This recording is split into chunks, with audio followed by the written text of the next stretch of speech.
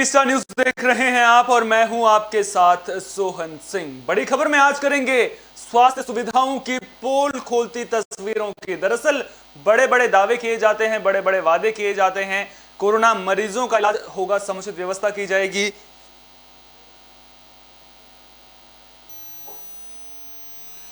इसको लेकर के तमाम बातें कही जाती हैं। पिछली बार जब कोरोना महामारी का दंश देश झेल रहा था तो उस वक्त स्वास्थ्य सुविधाओं को लेकर सवाल खड़े हुए थे। उसके बाद बड़ी बड़ी बातें की गई थी। कहा गया था कि स्वास्थ्य जो इंफ्रास्ट्रक्चर है, हेल्थ इंफ्रास्ट्रक्चर है, उसको मजबूत किया जाएगा। लेकिन अब दो तस्वीरें आप अपनी स्क्रीन पर देखिए। पहली तस्वीर झांसी की है, दूसरी तस्वीर शाहजहांपुर की है। शाहजहांपुर में स्वास्थ्य व्यवस्थाओं को ध्वस्त करती हुई यह तस्वीर सामने आई है। ऑक्सीजन सिलेंडर उठाते परिजन खुद नजर आ रहे हैं। आप तस्वीरों में देखिए कितनी दिक्कतें उन्हें हो रही हैं इस ऑक्सीजन सिलेंडर को उठाने में। कहीं ऑक्सीजन की किल्लतें हो रही हैं, जहां पर ऑक्सीजन सिलेंडर है वहां पर मरीज के परिजन खुद ऑक्सीजन सिलेंडर उठा रहे हैं। तस्वीरें पूरी कहानी खुद ब खुद बयां कर रही हैं। शाहजहांपुर में स्वास्थ्य व्यवस्थाएं ध्वस्त नजर आ रही हैं। अस्पताल से यह शर्मसार करने वाला वीडियो सामने आया है। ऑक्सीजन सिलेंडर उठाते परिजन नजर आ रहे हैं। ऑक्सीजन की कमी बताकर जो पेशेंट हैं उन्हें रेफर किया जा रहा है। ये तस्वीरें आपको बता दें राजकीय मेडिकल कॉलेज से सामने आ रही हैं। वहीं दूसरी तस्वीर की अगर मैं बात करूं, झांसी से ये तस्वीर सामने आ रही है, जहां कोरोना का इलाज करवाने के लिए मजबूर हो रहे हैं मरीज और जमीन पर लेटने के लिए मजबूर हो रहे हैं। झांसी के जिलाधिकारी के दावों की पोल खुल रही है। झांसी मेडिकल कॉलेज में कोरोना का इलाज करवा रहे मरीज के परिजनों ने इस अव्यवस्था का वीडियो बनाया है और अब यह वीडियो सोशल मीडिया पर भी जमकर वायरल हो रहा है। कोरोना का इलाज करवाने वालों को बेड ही नहीं मिल रहा है। तो अब ऐसे में बड़ा सवाल यहां पर यह उठता है कि जब एक साल पहले कोरोना महामारी ने दस्तक दी थी, उसके बाद हमारी स्वास्थ्य सुविधाएं कितनी मजबूत हुई हैं, यह अपने आप में बड़ा सवाल है।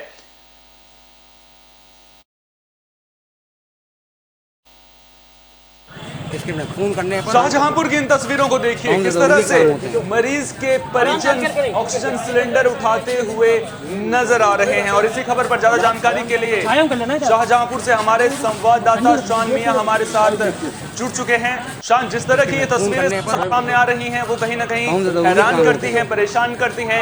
एक साल का वक्त था, क्या एक साल में स्वास्थ्य सुविधाएं बिल्कुल भी मजबूत नहीं हुई है? क्या पहले की तरह जस के तस बने हुए हैं अभी भी? फोन करने पर कौन सा जरूरी काम होते हैं? फोन करने पर कौन सा जरूरी काम होते हैं? फोन करने पर कौन सा जरूरी काम होता है?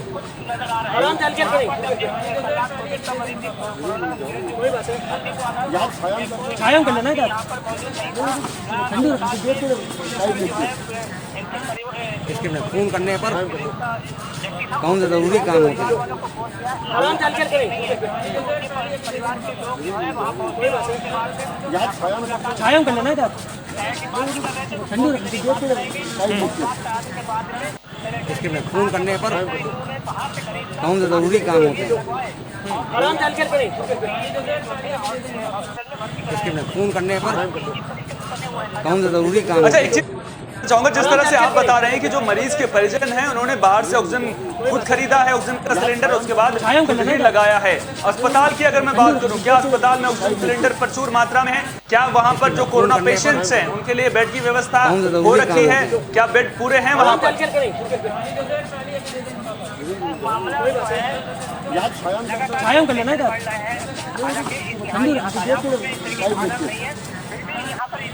फोन करने पर कौन सा जरूरी काम होते हैं? फोन करने पर कौन सा जरूरी काम होते हैं?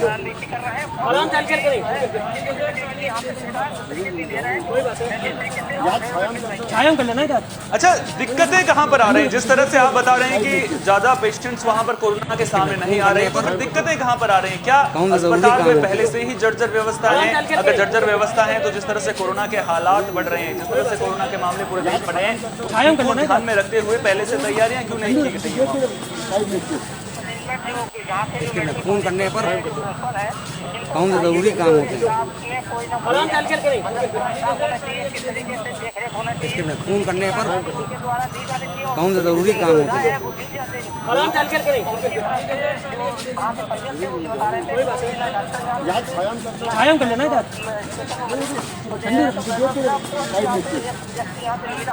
इसके में फ़ोन करने पर कौन से ज़रूरी काम होते हैं।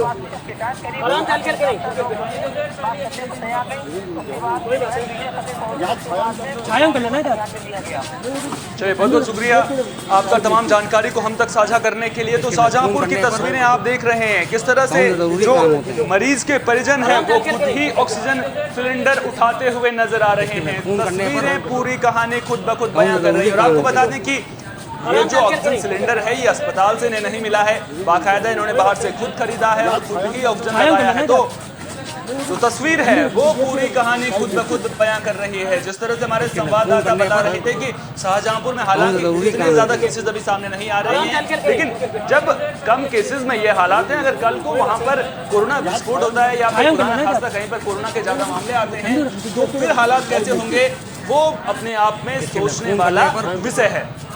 कौन से ज़रूरी काम होते हैं।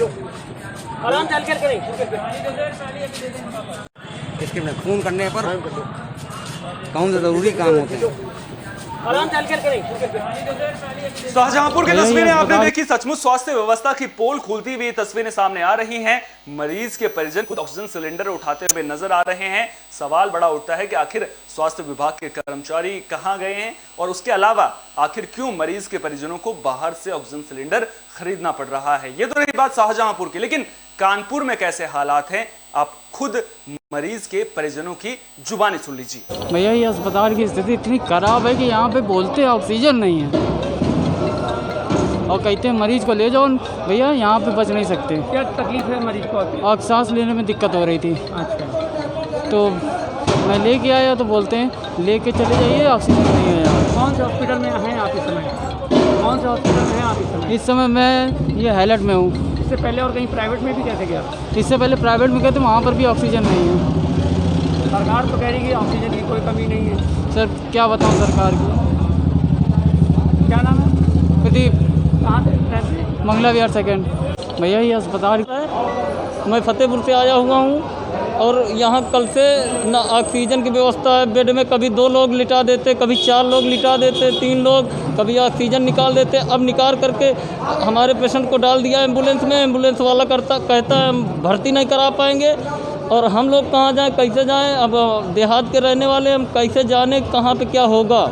और वो यहाँ के लोग बोलते हैं और पेशेंट को इतनी बड़ी दिक्कत है, ऑक्सीजन की व्यवस्था नहीं कर रहे हैं और ऑक्सीजन को सख्त ज़रूरत है सर, ऑक्सीजन दे नहीं रहे हैं। वो कहता हम भर्ती नहीं कराएंगे, ये कहते यहाँ से ले जाओ। ये समझ रखें कि कूड़ा यही है हमारी। कहाँ लेके जा रहे हैं इनको? सर न्यूरो चिल्ला रहे हैं, हम जानते नहीं हैं कहाँ लेके जा रहे हैं। हम न्यूरो कर रहे हैं। मतलब ऑक्सीजन नहीं दे रहे हैं? जी ऑक्सीजन की व्यवस्था वहाँ अभी आपके सामने वो बोले कि लगा दीजिए, अब वहाँ फिर नहीं, करीब 20 मिनट से वहाँ फिर कोई नहीं है। ऑक्सीजन नहीं मिल रही है जी मरीज को?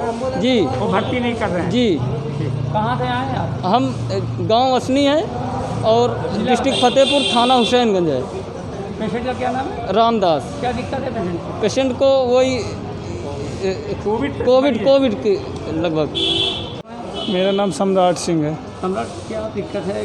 पेशेंट आपका सेंटर में? जी ये हमारे बहनोई हैं, ये अभी तक कोविड पे थे।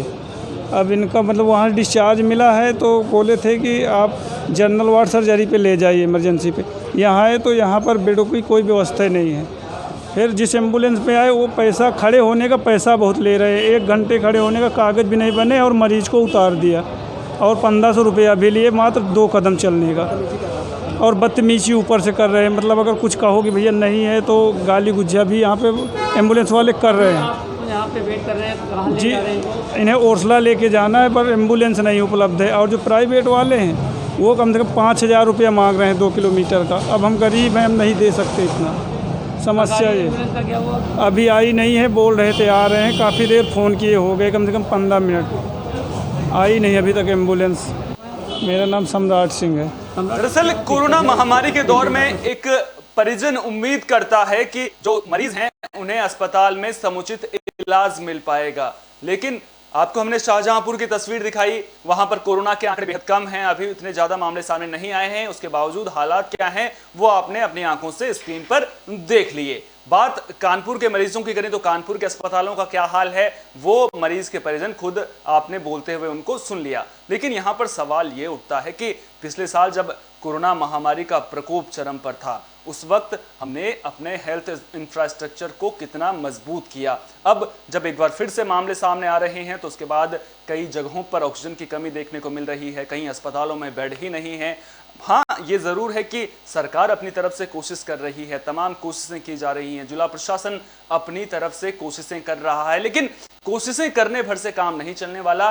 हमें इस महामारी के लिए पहले से तैयार रहना चाहिए था, क्योंकि 1 साल का अनुभव देश के पास था और जब हमारे पास 1 साल का अनुभव था तो अब इस तरह की दिक्कतें अस्पतालों में सामने नहीं आनी चाहिए थी। चलिए, बेड की कमी है, उसको लेकर के अलग से कोविड केयर सेंटर्स भी बनाए गए हैं, अलग से आइसोलेशन की सुविधा भी दी गई है, लेकिन जब इस तरह की तस्वीरें सामने आती हैं तो कहीं ना कहीं हैरान करती हैं, परेशान करती हैं। उम्मीद तो यही करेंगे कि जो भी दिक्कतें सामने आ रही हैं वो जल्द से जल्द दुरुस्त कर दी जाएंगी, ताकि जो मरीज हैं उन्हें अस्पताल में किसी भी तरह की परेशानी का सामना ना करना पड़े। फिलहाल के लिए बड़ी खबर में इतना ही। देश दुनिया की तमाम अहम खबरों के लिए आप देखते रहिए एक्स्ट्रा न्यूज। मुझे दीजिए इजाजत, नमस्कार।